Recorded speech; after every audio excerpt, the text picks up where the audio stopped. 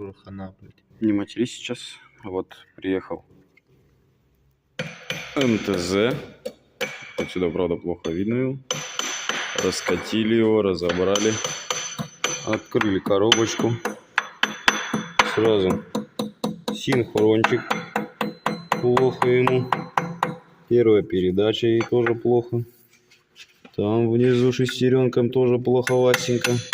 Его аж вплоть до чуть ли не всю съела. Будем разбирать, смотреть, ремонтировать.